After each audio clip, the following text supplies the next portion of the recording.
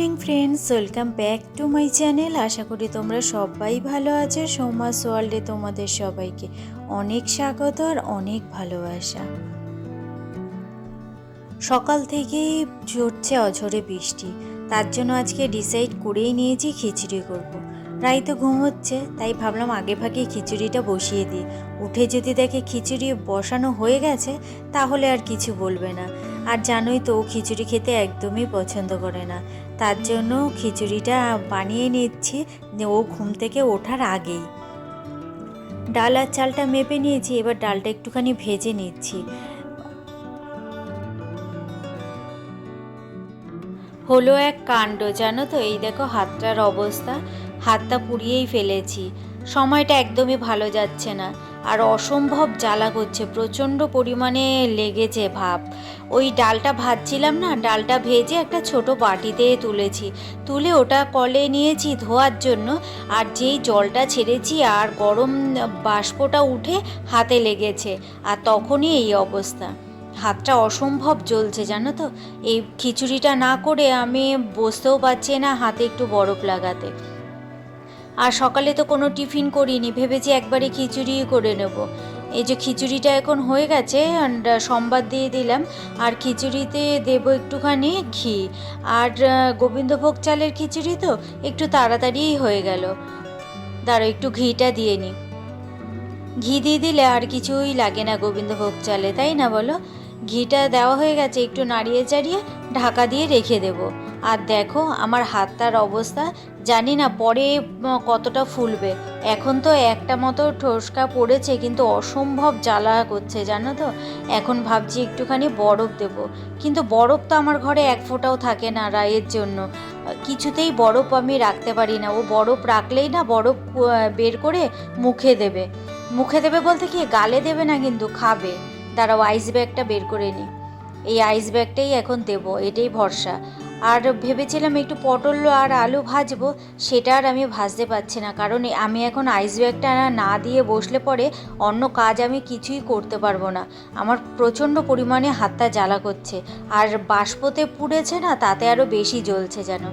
প্রায় আমি 1 ঘন্টা মতো দিয়েছি আইস ব্যাগটা। দেওয়ার পর ওই আইস ব্যাগটা যখন গরম হয়ে গেছে তখন এসে বাসনগুলো মাজছি। বাসন তো একটাও মাজা হয়নি, শুধু তো খিচুড়িটাই হয়েছে। আর যদি রাই ডিমের অমলেট খায় তাহলে ও করে নেবে, আর নতবা একটু পাঁপড় ভেজে দেবো।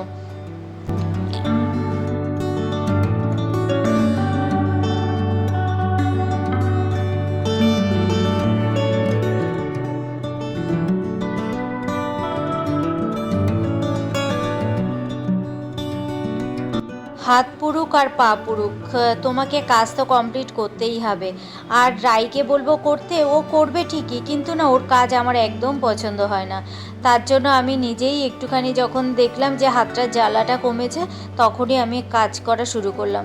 শুধু আগুনের তাপের কোনো কাজ করছি না, এর জন্য ভাজা পোড়া আর কিছু করলাম না, যে ওগুলো আর করার ইচ্ছা করলো না। এখন গ্যাসটা মুছবো, তারপরে অন্যান্য কাজ করব। সময়টা মনে হচ্ছে আমার খুব খারাপ যাচ্ছে, জানো তো। আর কি হয়েছে বলো তো, ওই ছোটো বাটিটায় না নামিয়ে যদি আমি একটা বড় বাটিতে নামাতাম তাহলে হয়তো এরকম হতো না। কিন্তু ছোট বাটিতে নামিয়েছি তো ওই ভাবটা পুরোটাই যেন আমার হাতে এসে লেগেছে। যাই হোক, নিজের দোষে আছে আর কি, ব্যথা পেলাম এতখানি। কাজ করছি ঠিকই, কিন্তু মাঝে মধ্যে যখনই ব্যথাটা লাগছে তখনই জান প্রাণটা যেন বেরিয়ে যাচ্ছে।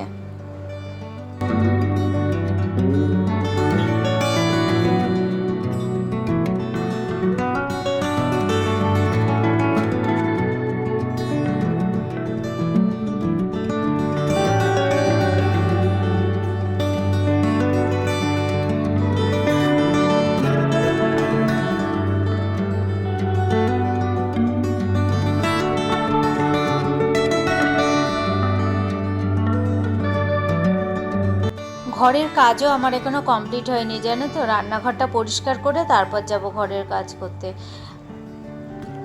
আর ভাগ্যিস আজকে মাছ রান্না করিনি। মাছ রান্না করতে তো তবু একটু সময় লাগে, খিচুড়ি রান্না করতে তো অত একটা সময় লাগে না। আর এই কারণে আর বাঁচো আমার, চলো এইদিকে তো কাজ কমপ্লিট, এবার ঘরে যাই, ঘরের কাজকর্ম করি। আজ রাই বিছানা তুলেছে, তা তো তোমরা বিছানা তোলা দেখে বুঝতেই পারছো, একটা পর্দা সরানো না, বিছানা ঝাড়া না, কোনো রকম একটু তুলে রেখেছে। হাতটা এখনও জ্বালা করছে, তাই একটু দেখছিলাম। এই যে রাই বাড়িতে এসেছে, রাই আবার বাড়িতে ছিল না, গেছিলো একটু ব্যাংকের কিছু কাজ ছিল সেইগুলো করতে। এই কাজগুলো ভালো করে জানো তো, বাইরের যে কোনো কাজ তুমি দেবে ও সেগুলো সুন্দর করে গুছিয়ে করবে, কিন্তু তুমি ঘরের কোনো কাজ দেবে করতে, যেমন ঘরের তোমার এই দেখো বিছানা তোলা বা ঘরের কোনো একটা কাজ করতে দেবে, কিছুতেই সে আর গুছিয়ে করতে পারে না। এর জন্য আমার ভালোও লাগে না। দেখো বিছানা তুলেছে, যদি বিছানা ঝেড়ে রাখতো তাহলে কিন্তু আমাকে আর এই কাজটা করতে হতো না, কিন্তু ওই যে করেনি। আর বললেই বলবে কি তোমার শুধু বাতিক, আমার কাজ তোমার পছন্দই হয় না। আর দেখো ও এসে একটু বিশ্রাম নিচ্ছে, হাত পা ধুয়ে, আমি এই ফাঁকে ঘরটা ঝাড় দিয়ে ঘরটা মুছে নেব, আর ও স্নান করে পুজোটা দিয়ে দেবে।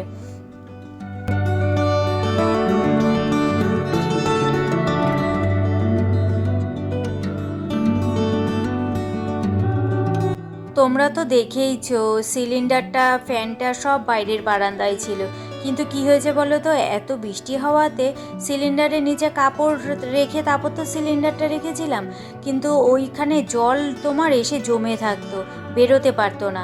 তার জন্য কি করেছি, আবার যখন মাসে গ্যাসটা শেষ হয়েছে তখন এগুলোকে আবার ঘরে নিয়ে এসেছি। ফ্যানটাও তো ভিজছিল, এই কারণে ঘরে নিয়ে এসেছি যে বৃষ্টি বাদলটা চলে যাক, তারপর ওখানে গিয়ে আবার রেখে দেবো। আর এই জায়গাটা তো খুব জামও হয়ে থাকে, তাই না, ঠিকমতো মোছা যায় না কিছু না। আর প্রতিদিন এই সিলিন্ডার ফ্যান সরিয়ে সরিয়ে মুছতেও আমার ভালো লাগে না, সাইড দিয়ে মুছে নিই। এবার একটু বাইরেটা ঝাঁট দিয়ে নেব, সকালবেলাতে যে ময়লা নিয়ে যায় সে ঝাঁট দিয়ে যায়, তবু আমি ঘরটা ঝাঁট দেওয়ার সময় প্রতিদিনই একবার ঝাঁট দিয়ে দিই। বেশি সময় পার হয়নি তো আমার এই হাতটা পুড়েছে, দেখো হাতটা এই ফোসকাটা পড়েছে, আর এই জায়গাটা না এখন জ্বলে যাচ্ছে, এই সামনেটা দেখো ফোসকা পড়েছে, আর হলো সাইডেও একটু গরম লেগেছে, যে সেটার ভাবটার জন্য কেমন যেন আর কি শক্ত শক্ত হয়ে রয়েছে। জানি না ওখানেও হয়তো ফোসকা পড়বে পরে, এখন কাজের মধ্যে রয়েছে তো অতটা বুঝতেও পারছি না, আর জলেরই কাজ করছি, এর জন্য অতটা অসুবিধা হচ্ছেও না।